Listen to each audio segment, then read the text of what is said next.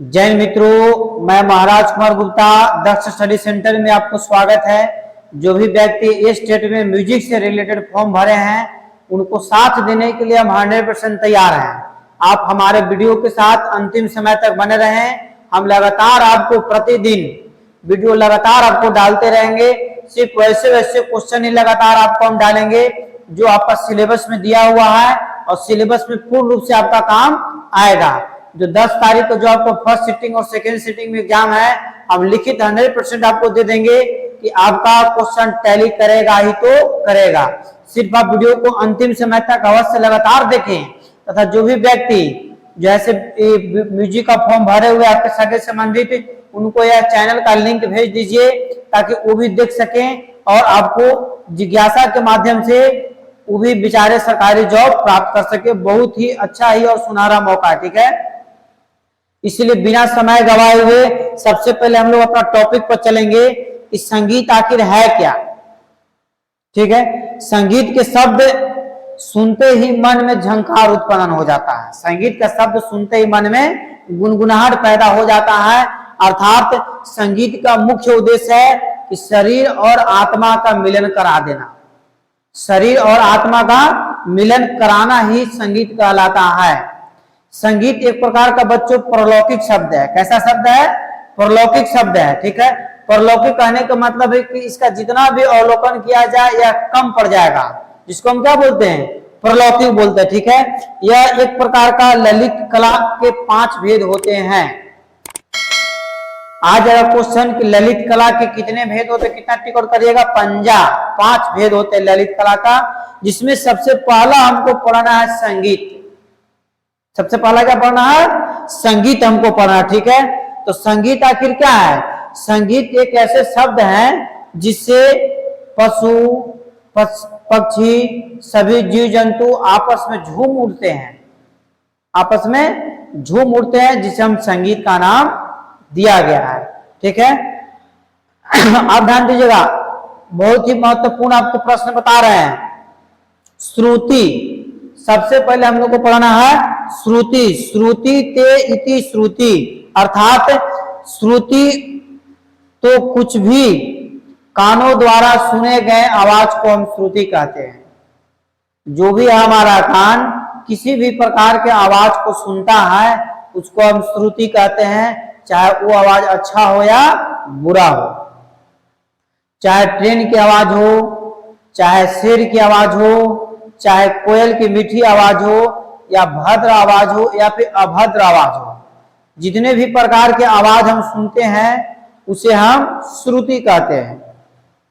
कोई दिक्कत आ जाएगा क्वेश्चन आपको कि किसी भी प्रकार के आवाज को हम मेरे कान सुनता है, ठीक है, उसे हम क्या कहते हैं? ऑप्शन में रहेगा श्रुति, नाद, राग, बहुत सारा ऑप्शन में आपको 4 ऑप्शन दिया हुआ रहेगा। 4 में आप क्या टिकट करिएगा? श्रुति। जो आवाज हमारा कान सुनता है उसे हम श्रुति कहते हैं। सीधा साधा याद रखिए एकदम, ठीक है। इसके बाद हम लोग चलेंगे नाद की तरफ चलेंगे। किधर चलेंगे? अब हम लोग नाद पर चर्चा करेंगे, ठीक है। ध्यान दीजिएगा, सेकेंड टॉपिक क्या है? नाद है। नाद कहने का मतलब है कि वह मधुर ध्वनि, वह मधुर ध्वनि, ठीक है, जो नियमित और स्थिर हो उसे हम नाद कहते हैं। वैसा मधुर ध्वनि जो नियमित और स्थिर हो उसे हम नाद कहते हैं। नाद के 2 भेद हैं। नाद के कितने भेद हैं? 2 भेद हैं। पहला भेद को बोला गया आहत नाद और दूसरा का भेद को बोला गया अनाहत नाद। पहला भेद को हम क्या बोलते हैं?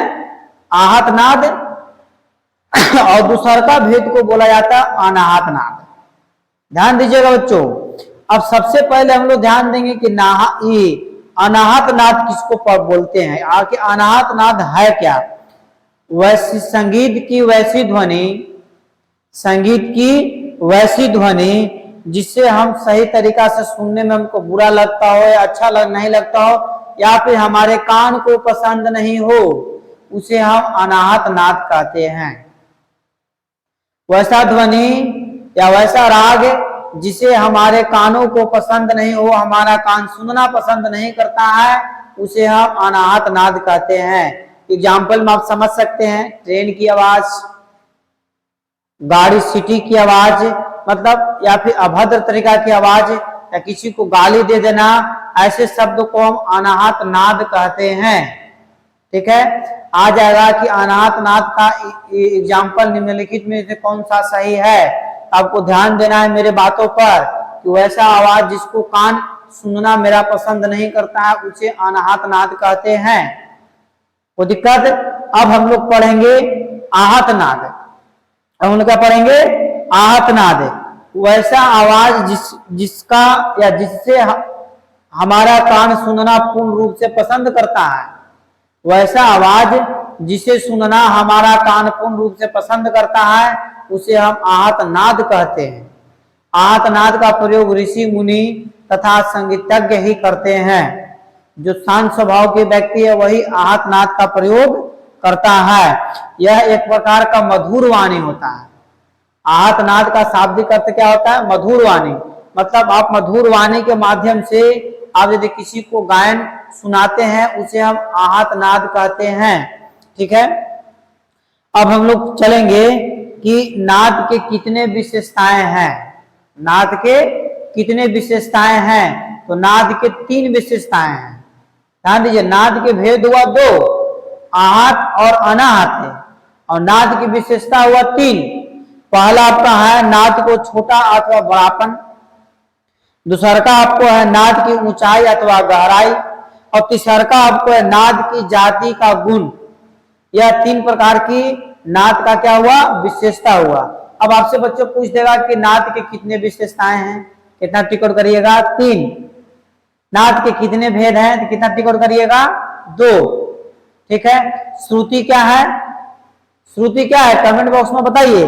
श्रुति आपको जो हमारा कान किसी भी प्रकार के ध्वनि को सुनता है, चाहे वो भद्र हो या अभद्र हो, अच्छा हो या चाहे बुरा हो, उसे हम श्रुति कहते हैं। अब बच्चों हम लोग पढ़ेंगे स्वर। क्या पढ़ेंगे? स्वर पढ़ेंगे। ध्यान दीजिएगा, मनुष्य और प्राणी के कंठ से अथवा पदार्थ पर आघात पड़ने से जो ध्वनि उत्पन्न होता है उसे हम स्वर कहते हैं। ध्यान दीजिएगा, मनुष्य और प्राणी के कंठ से या फिर किसी पदार्थ के आघात से उत्पन्न ध्वनि को हम क्या कहते हैं? स्वर कहते हैं। ठीक है, अब देखिएगा, स्वर ही मुख्य रूप से संगीत का आधार होता है। स्वर ही संगीत का मुख्य रूप से क्या होता है? आधार होता है। एक सप्तक में, ध्यान दीजिएगा, बहुत इंपोर्टेंट क्वेश्चन बता रहे हैं, एक सप्तक में आपको 22 श्रुतियां होता है।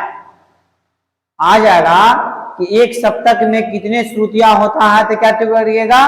22 टिक और फट से कर दीजिएगा एकदम बिना समय गवाए हुए। अब देखिए, ध्यान दीजिएगा, विद्वानों ने 22 श्रुतियों में 12 श्रुति को चुन लिया है, और यही 12 श्रुति को हम स्वर कहते हैं। यही 12 श्रुति को क्या कहते हैं? स्वर कहते हैं। ठीक है, अब ध्यान दीजिएगा, इसमें भी शुद्ध और अशुद्ध स्वर का विवरण किया गया है। क्या किया गया है? शुद्ध स्वर हम किसको बोलेंगे? वैसा आधुनिक ठाट या हिंदुस्तानी संगीत है जिसको हम सही सही स्वरों में गा सकते हैं, सही सही स्वरों में आपको सुना सकते हैं, उसे हम शुद्ध स्वर कहते हैं। संगीत के विद्वानों ने मुख्यतः जैसे 12 स्वरों को ही श्रुति माना गया है, अर्थात 22 श्रुतियों में 12 स्वर ही ऐसे हैं जो मुख्य श्रुति के अंतर्गत आते हैं।